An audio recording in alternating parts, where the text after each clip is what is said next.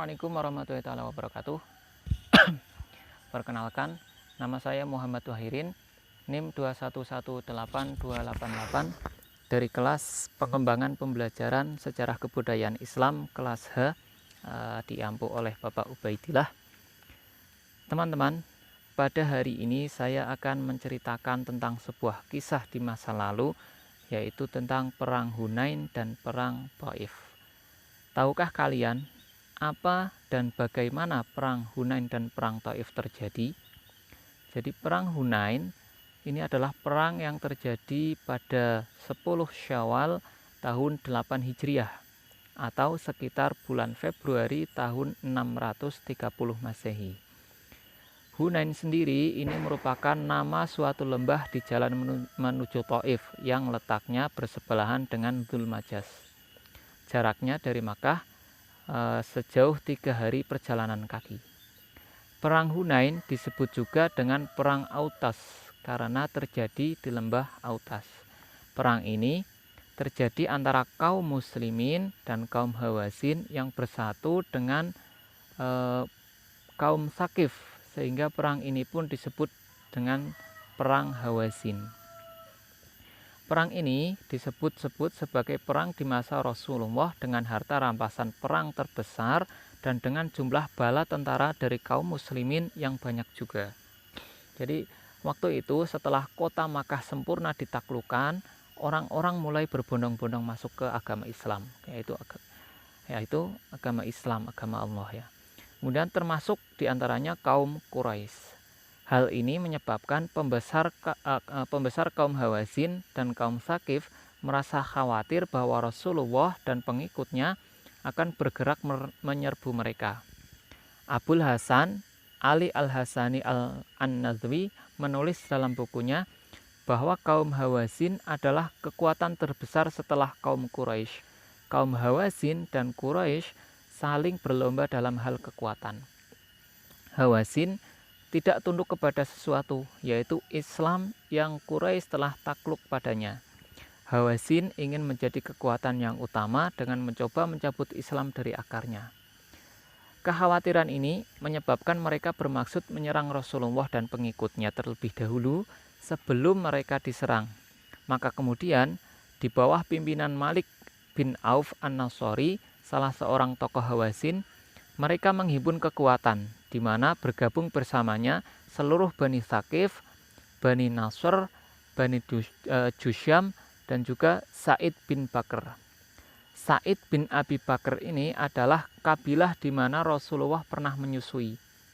Sedangkan Bani Ka'ab dan Bani Kilab menentang kaum Hawazin dan bergabung dengan Rasulullah. Profesor Muhammad Ridho menyebutkan bahwa jumlah orang yang terhimpun dari Bani Sa'ad dan Sakif adalah 4.000 orang, sehingga selanjutnya mencapai 30.000 orang karena kabilah-kabilah Arab lainnya ikut bergabung. Ada pula yang mengatakan jumlah mereka hanya 20.000 personil. Selain jumlah yang banyak, kaum Hawazin ini juga dikenal sebagai pemanah yang ulung. Di sisi lain, jumlah pasukan Rasulullah Shallallahu Alaihi Wasallam adalah sebanyak 12.000 tentara, di mana 2.000 tentara dari penduduk kota Makkah, sedangkan 10.000 tentara berasal dari Madinah. Jumlahnya menjadi sangat banyak sehingga orang-orang muslimin berkata, hari ini kita tidak akan kalah karena jumlah yang sedikit. Begitu yakinnya mereka. Rasulullah pergi meninggalkan Makkah pada hari Sabtu tanggal 6 Syawal 8 Hijriah atau bertepatan 28 Januari tahun 630 Masehi. Ada yang berkendaraan serta ada juga yang berjalan kaki. Bahkan kaum wanita dan orang-orang yang belum sempurna Islamnya juga ikut bersama beliau. Saat itu beliau mempercayakan Makkah kepada Utab bin Usaid bin Al-Is yang saat itu masih berusia muda.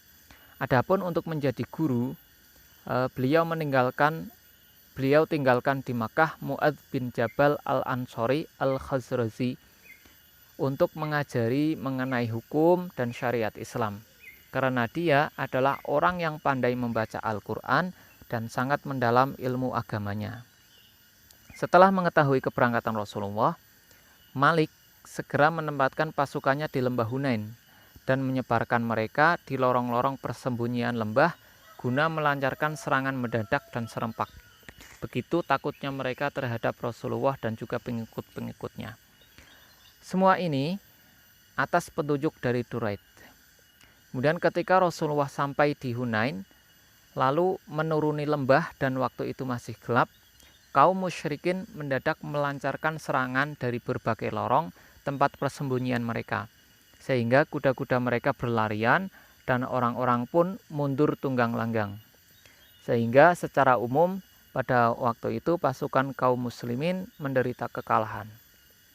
Namun demikian, Allah Subhanahu wa taala menurunkan ketenangan kepada Rasulullah dan orang-orang yang beriman.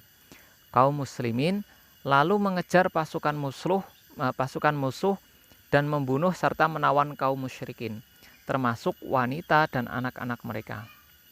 Ada sebagian kaum muslimin yang membunuh anak-anak dari musuh. Maka Rasulullah kemudian melarang membunuh anak-anak dan wanita.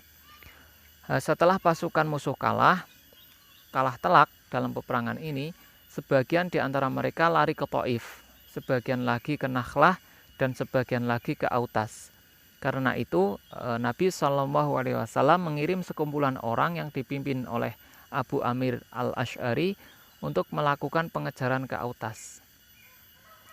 Berkaitan dengan harta rampasan yang diperoleh oleh pasukan muslimin waktu itu berupa ada emas 6.000 orang tawanan, 24.000 onta, 4.000 domba lebih, dan 4.000 ukiyah perak. Rasulullah SAW memerintahkan agar semua tawanan dan harta rampasan itu dikumpulkan lalu disimpan sementara waktu di Ja'ranah. Beliau menunjuk Mas'ud bin al-Ghifari sebagai penanggung jawabnya. Harta rampasan ini tidak dibagi kecuali sepulang dari perang Thaif. Perang Thaif ini sendiri pada hakikatnya merupakan perpanjangan dari kelanjutan perang Hunain. Sebab mayoritas pelarian Hawazin dan Thaqif yang kalah tadi masuk ke Thaif bersama komandan tertinggi mereka, yaitu Malik bin Auf an-Nasori. Mereka bertahan di sana di Thaif. Karena itu Rasulullah SAW beranjak ke Thaif seusai dari Hunain dan setelah rampung mengumpulkan harta rampasan di Ja'ranah. Sesampainya di Thaif, beliau memerintahkan untuk mengepung benteng milik Malik bin Auf. Pengepungan ini berjalan cukup lama. Dalam riwayat Muslim dari Anas, tempo pengepungan ini selama 40 hari. Tetapi menurut para penulis sejarah tidak selama itu. Ada yang mengatakan 20 hari, yang lain mengatakan 18 hari, 15 hari, dan 10 hari.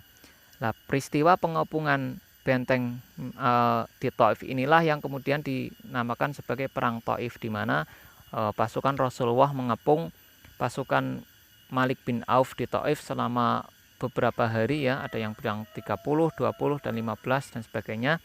Namun kemudian karena dari beberapa nasihat sahabat beliau, akhirnya Rasulullah memutuskan untuk kembali ke Ja'ranah dan tidak melanjutkan perang Thaif ini. Sehingga setelah pulang ke Ja'ranah, harta rampasan tadi pun dibagi-bagikan kepada para sahabat yang ikut berperang pada waktu itu. Jadi demikian kisah tentang perang Hunain dan perang Thaif. Dari saya cukup sekian. Semoga kita bisa mengambil hikmah dari kisah-kisah perang yang telah terjadi di masa lalu.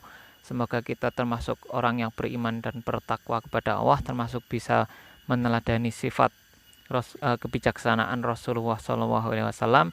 Terima kasih. Sekian. Wassalamualaikum warahmatullahi wabarakatuh. Allahumma rahamni bil Qur'an